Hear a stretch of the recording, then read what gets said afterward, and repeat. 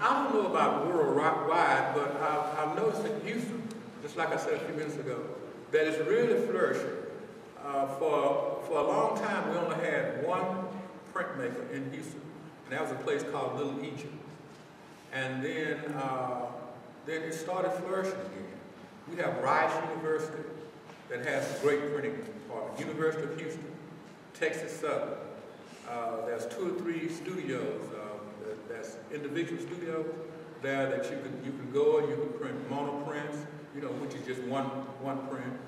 Lithography prints. You can do monoprint. You can do wood cuts, just all kind of things. And plus, the 2 fellows I was telling you a few minutes ago that used to be down here working.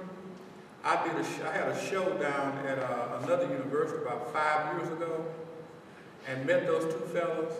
Both of them quit teaching and came to Houston. And they're printmakers. They're both printmakers, and so they're print now. So yeah, it is. It is. On Saturday, I have like 5 or 6 printmakers all the time coming into my studio. I just stopped working on Saturdays because I have so much company, coming in there and talking about printmaking and so forth. But yeah, I think it is. That's just my own personal opinion. Any other questions? Yes. Do you continue using the same chemicals, materials, or at this time you're using new materials? Yeah, I do. But there's so many things that we have now that Gutenberg and Seinfeld didn't have. Like the tin pan, I used to use grease on it every time I printed. But there's a lady who went to South America, and she came back, and she told me that you could get that tin pan and get those round deals that you put on toilets, that's made out of that wax, on the bottom, what do you call them? Donuts? Yeah. You can take that donut and rub it on that tin pan, and you don't have to use that. This is technical, y'all. Yeah. And you don't have to use that grease anymore. Have you tried that? Yeah. I've been doing that for like 7 years, but up until then, every time I did a print, I'd have to take that wax or that grease and rub it over. So yeah, and with the lithotripsy and so forth, all that kind of stuff, really, we're trying to get away from that, period. Using the lithotripsy and paint thinner and all that stuff. So yeah, it is growing. And it's fascinating too, because you can do things now that you couldn't do then. And probably they can do things then that we can't do now. We just don't know how they did it. Is there any other question?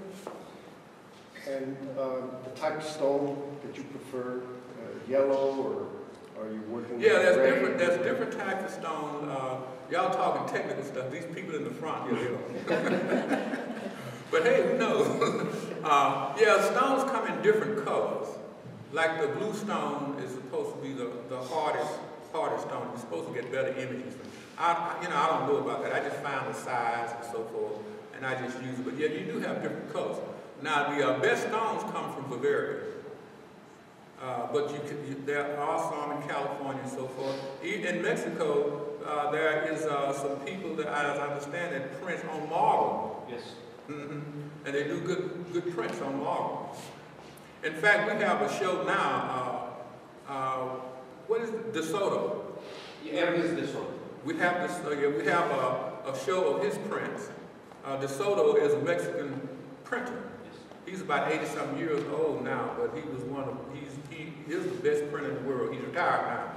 And he has a show in our museum of some of the artists that he has printed for over the years. But now, at his 80s, he decided he wants to be an artist. So he did a print, and he asked me to print it for him. I haven't printed it for him yet, but the show is still up, and he won't be back till March, but when he comes back by March, we'll be printing some for him. But he's a very, very, very nice man, one of the best printers in the world. And you should see some of the work that he's done for other artists. Actually, we're trying to bring Per Anderson from Veracruz. Oh, okay. And give some workshops as well. Oh, okay. Yeah. Anybody have any other questions?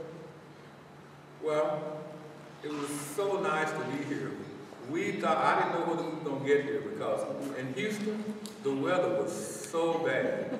It was supposed to be nice yesterday evening, so we decided that we would just try it yesterday evening and get down here because it was supposed to be bad again this morning, and we didn't want to get trapped halfway down here. So we came down. The weather was real nice down here. This is such a nice place. This is the third time that I've visited, and I just love it because there's no big dirty buildings down here. There's only one tall building down here. It reminds me of my hometown, Texas. You know, it's just so nice, and people are just so friendly.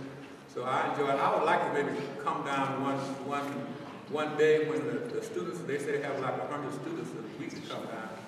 I'd like to come down here and talk to some of the students, because it's always, you'd be surprised some of the questions you get from some of the students, you know, about your work, things that just wouldn't even, you wouldn't even think. I was doing one piece of artwork and it involved a man coming out of the water. He had a lot, not that piece, but he had a lot of stuff on him, and he was just a lot of fish and a lot of hooks and things, and I had dropped a little bit of paint here, and this little fella came down with his mother from Dallas looking out the museum. He says, hey, he says, why is that mosquito up there on his head? And I said, what a great idea. You know?